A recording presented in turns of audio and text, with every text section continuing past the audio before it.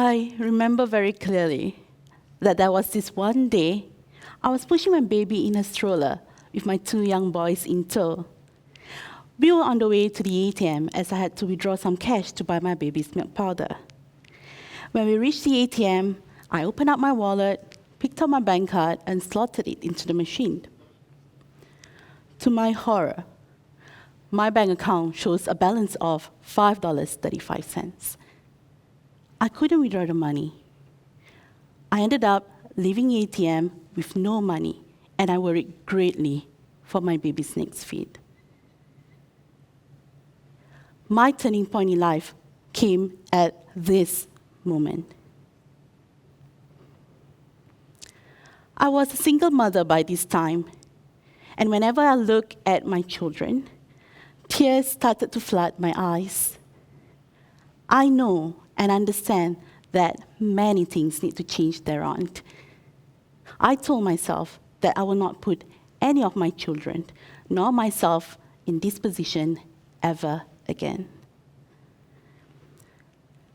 It still remains a fact today that the period of homelessness that I had to go through 11 years ago is still happening to other individuals and families to date.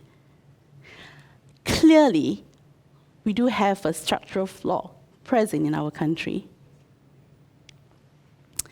Since 2010, I pulled all of my courage to work on myself from the inside out. That journey forced me to reflect, reevaluate my beliefs, and be more observant of what is happening around me. Oftentimes, to transition out of the general welfare system of any country is to be gainfully employed. To achieve financial independence through hard work, we're often said. Now, to just share with you some context, the average cost of living for a 4-person family in Singapore is around $4,000. I spoke to many other families in my neighborhood. All of them that I spoke to and whom I got to befriend are the most hardworking people I know. They hold 12 to 14 hours workdays, and despite that, I learned that they earned less than $2,000 per month. Some of them have been dependent on financial aid on and off. Some of them have been living in the rental flats for more than a decade. Reflecting back on myself, with the level of education that I had and the jobs that I could secure, which can earn me a net take-home pay of $1,500 per month.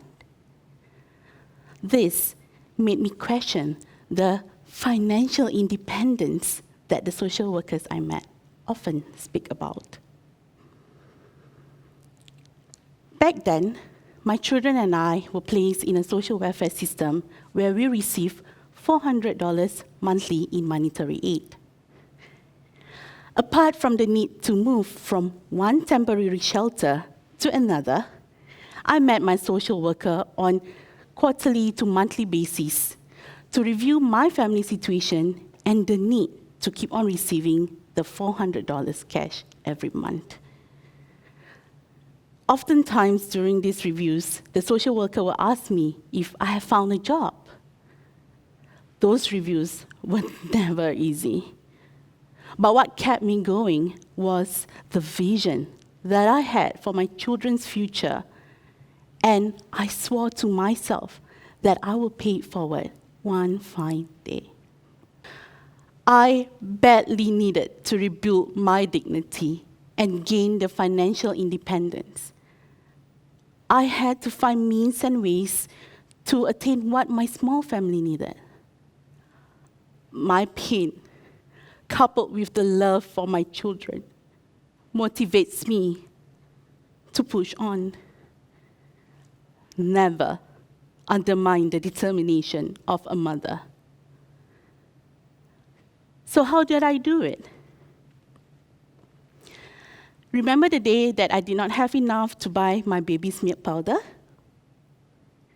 That was the same day that I discovered materials in the trash, which I converted into wearable art, sold it to passerbys at the void deck, and raised the money that I needed to buy the milk powder.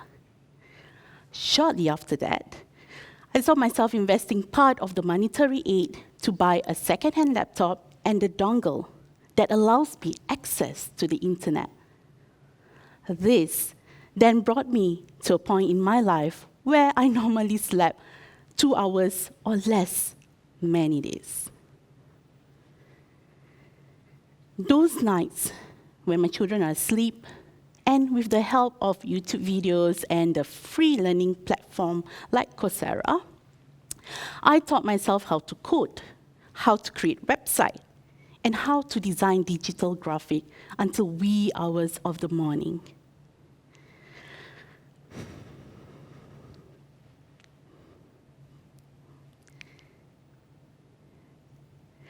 At this point, I discovered that I said yes to any opportunity. I take on projects that I barely had experience in and learned how to do it along the way.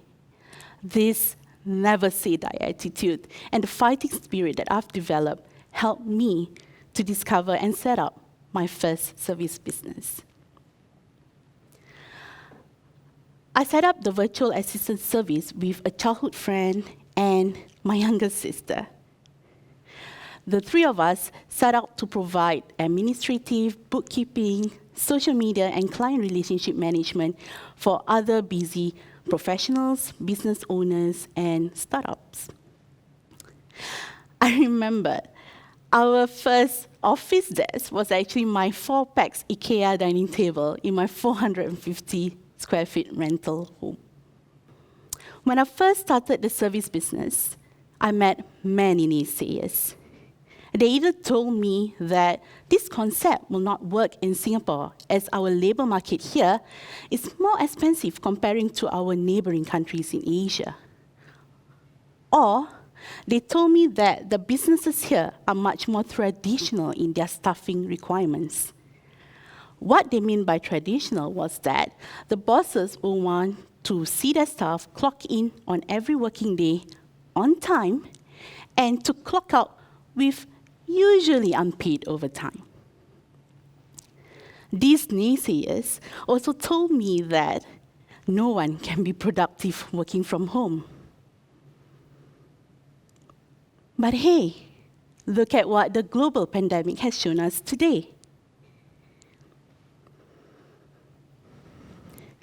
6 years since the founding of the business, my small business has helped 88 women the skills and expertise in providing administrative and business operations support to other companies in Singapore, Asia, Australia, and even Europe. We helped over 250 companies grow their business, salvage contracts, and handled $13 million operations. When I first started this service business, it stems from my many frustrations. I faced countless discrimination when I was a single mother looking for a job. I also had 3 young children to care for. I did not have enough money for childcare and had to find ways to put food on the table while being there to care for my children.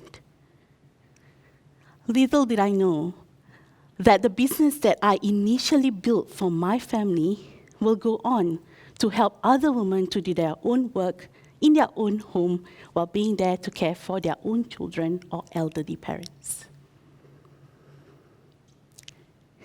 60% of my virtual assistants are single mothers, but not all of them are young, and not all of these women are mothers or married. Natalie was one of the virtual assistants who is single, unmarried, and is in her late 40s. She used to be the general manager in her previous employment with a multinational corporation here in Singapore. Natalie chose to leave her career to be the primary caregiver for her aged mother. With the flexible hours as a virtual assistant, Natalie was able to juggle between caregiving and bringing in a stream of income, apart from just depending on her fast depleting savings or the meager handouts from her other married siblings.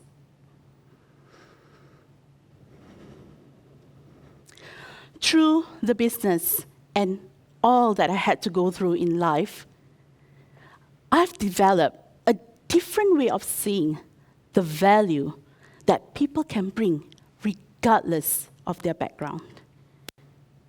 I've witnessed the power of diverse experiences and cultures. Now, despite all of our differences, we can be inclusive and help each other even during the toughest moments of our lives. Change can happen when we embrace each other and bravely act on it.